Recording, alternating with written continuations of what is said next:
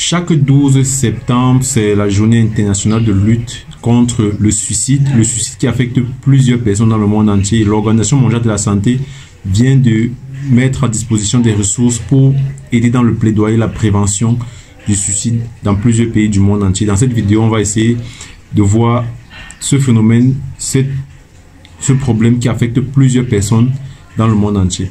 Bienvenue dans cette nouvelle vidéo. Si vous n'êtes pas encore abonné, je vous encourage à le faire. Moi, c'est Russell Youssa, spécialiste en santé publique, et je partage avec vous dans cette chaîne les concepts liés à la santé publique, l'actualité sanitaire et beaucoup d'autres choses qui peuvent vous permettre d'apprendre davantage sur la santé publique. Donc, si vous êtes étudiant ou alors professionnel de santé, je vous encourage à vous abonner et à activer la cloche de notification pour ne rien manquer à chaque fois que je vais publier un contenu dans cette chaîne. Alors, le 12 septembre dernier, c'est la journée internationale de lutte contre le suicide. Et dans beaucoup de pays, dans beaucoup d'universités, il y a des événements qui sont en train d'être mis en place pour faire avancer la recherche, faire l'état des lieux du suicide dans les différents pays du monde. Et pour ce qui est du Cameroun, bientôt dans la ville de Tian, dans l'université de Tian, il y aura une conférence et plusieurs autres activités liées à la recherche sur le suicide. Alors, ce qu'il faut déjà savoir en ce qui concerne le suicide, c'est que d'après l'Organisation mondiale de la santé, 700 000 personnes se suicident par an, ce qui est très élevé. Alors ici on se rend compte, ici on peut voir comment est pays. distribué au Pérou, par exemple, on est à le suicide dans le monde à entier. 27,3. Si on commence avec le Cameroun, on voit que le taux de suicide en 2019 aussi entre 9 et 25 ça va jusqu'à pour 100 000 habitants. 100 000 habitants, il faut bien le préciser. Donc c'est relativement bas. Si on prend le cas d'un autre pays comme la Fédération de Russie, là c'est beaucoup plus élevé. On est à 21,6 pour 100 000 habitants, ce qui est bien largement inférieur à celui du Cameroun, qui est de 15. Plus que le Cameroun. Le Kazakhstan, on est également à 18. Également, si on prend un pays comme l'Inde, on est à 12,9. Si on prend également un tout petit pays comme d'autres pays, vous allez vous rendre compte que tout ce pays ici, dans les pays africains est beaucoup plus élevé. Bon, pas beaucoup plus élevé. Voilà, si on revient en Afrique du Sud, là également c'est très élevé. L'Afrique du Sud est connue pour être un pays où le taux de suicide est très élevé. On est à 23,49. En 2019, 23,49 pour 100 000 habitants, ce qui est déjà assez élevé. Au Canada, il est bas, il est à 10, bien inférieur à celui du Cameroun. L'Australie, on est à 11. En Australie, on est à 11 pour 100 000 habitants. C'est largement au Canada et en Australie, par exemple, c'est bas par 12,91. Alors, si on revient en Afrique et on prend un pays comme la République, la République centrafricaine, on est à 22, ce qui est déjà assez élevé, 22,96, ça peut aller jusqu'à 37 pour 100 000 habitants, un taux de suicide qui est déjà assez élevé. Important de voir à quel point la différence. Au Mozambique, on est également à 23. Vous voyez, on a plusieurs pays en Afrique dans lesquels l'Érythrée, par exemple, on est à 17, ça peut aller jusqu'à 28. Donc, en Afrique, on a plusieurs pays dont le taux de suicide dépasse les 15 pour 100 000 habitants. 14, voilà. En Côte d'Ivoire, on est à 15,66. Si on revient dans d'autres pays en Europe, voilà. On peut voir ici l'Ukraine, on est à 17,73. En Ukraine, on est à 17,73. Donc, la tendance populaire qui laisse à croire que le taux de suicide serait plus élevé dans d'autres pays européens qu'en Afrique. Lorsqu'on se réfère aux chiffres que vous recherchez, dit par l'Organisation mondiale de la santé, on se rend compte de suicide, mais c'est important de se rendre compte à quel point le taux de suicide est en train d'augmenter. Et c'est un problème qui doit être pris en compte. Le suicide, c'est également la 4e cause de décès chez les personnes âgées entre 15 et 29 ans. On retrouve 77% des cas de suicide dans les pays à faible revenu, à revenu intermédiaire. Donc, généralement, on a tendance à croire que le suicide va intervenir dans des pays qui sont développés. C'est l'opinion populaire, ce qui n'est pas vrai lorsqu'on se fie aux chiffres de l'Organisation mondiale de la santé. Alors, les méthodes de suicide qui sont généralement employées, c'est l'ingestion des pesticides, la pendaison ou alors le suicide à travers avec les armes à feu. L'Organisation mondiale de la santé vient donc de mettre en place des ressources pour faire avancer le plaidoyer consistant à décriminaliser le suicide dans plusieurs pays. Parce qu'il faut le dire, il y a encore 23 pays dans le monde entier qui criminalise le suicide. Donc le suicide, c'est un crime, ou alors les tentatives de suicide constituent un crime dans ces pays-là, bien que dans plusieurs autres pays, récemment, il y a eu des avancées à ce niveau, notamment au Pakistan, des avancées au niveau de la décriminalisation du suicide.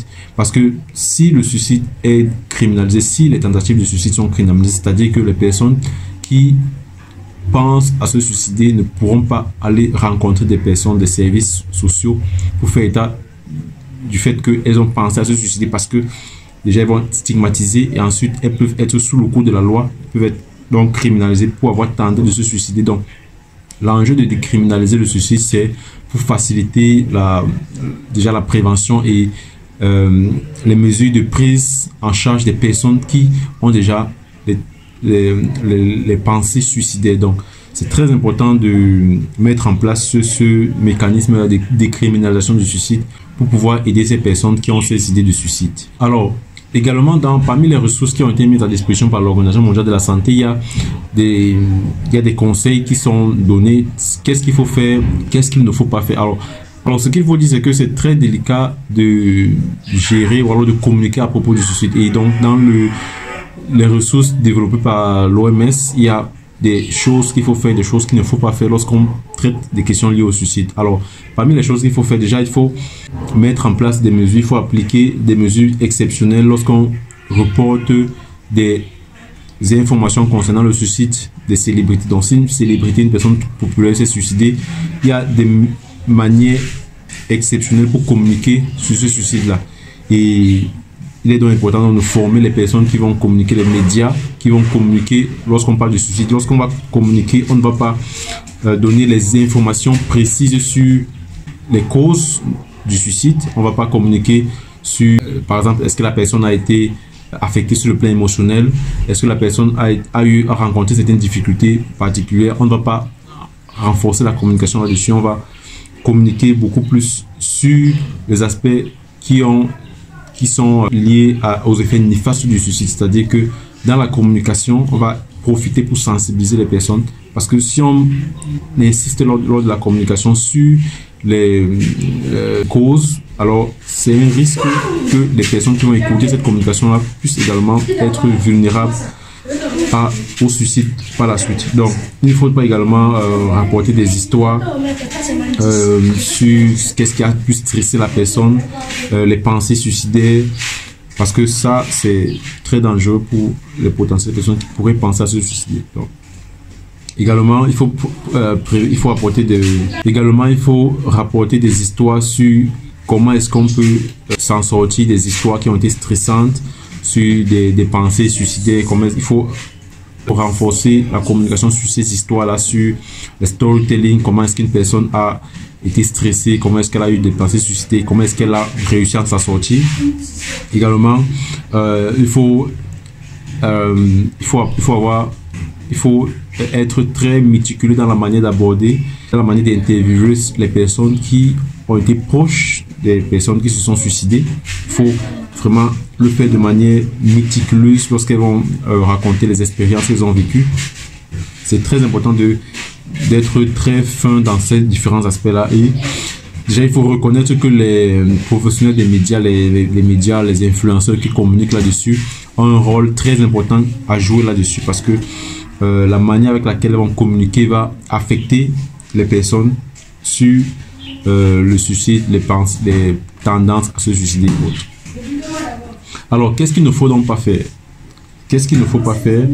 Il ne faut pas simplifier les raisons pour lesquelles une personne a pensé à se suicider. Il ne faudrait pas simplifier ces raisons-là. Il faudrait identifier quels sont les facteurs de risque, quelles sont les causes, quels sont les potentiels événements qui ont conduit au suicide de la personne, et agir sur ces événements-là. Donc, il ne faudrait pas banaliser, dire ok, c'est simplement dû au fait qu'il y a eu une débâcle amoureuse, une mauvaise aventure amoureuse, ou alors et minimiser cela. Au contraire, il faut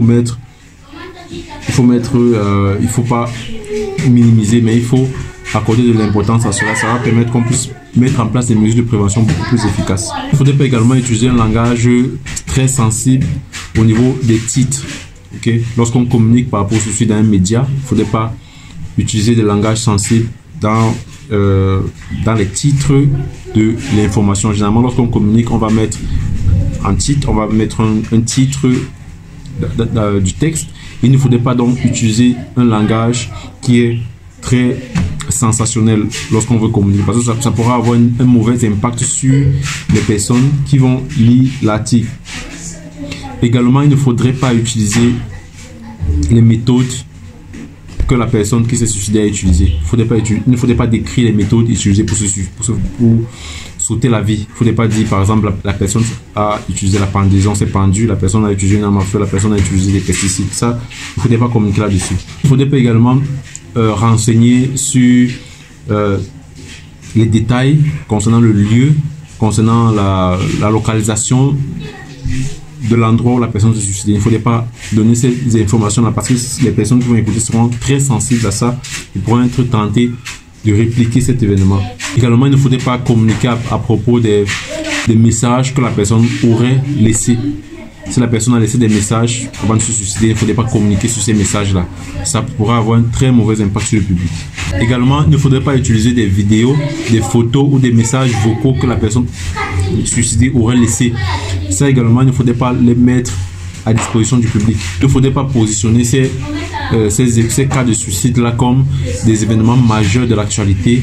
Il ne faudrait pas communiquer de manière frénétique, de manière répétée sur les cas de suicide, même s'ils arrivent de manière constante, parce que ça pourra avoir un impact sur la population.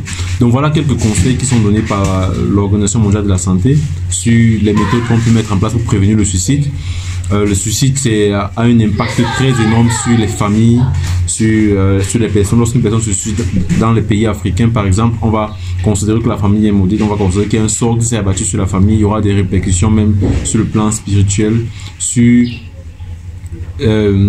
les enfants de la personne qui s'est suicidée, parce qu'il y a pratiquement des choses traditionnelles qu'il faudra mettre en place pour pouvoir réparer cela. Donc les familles qui ont eu ces cas-là, c'est des familles pour lesquels il y a un traitement, il y a une approche psychologique à mettre en place pour pouvoir les aider à sortir de ce phénomène-là. Donc, dites-moi ce que vous en pensez dans les commentaires. Est-ce que dans votre pays, le suicide, c'est un événement qui affecte, et quelles sont les mesures que vous utilisez pour pouvoir résoudre ce problème-là? On se revoit pour une prochaine vidéo. Sentez-vous bien.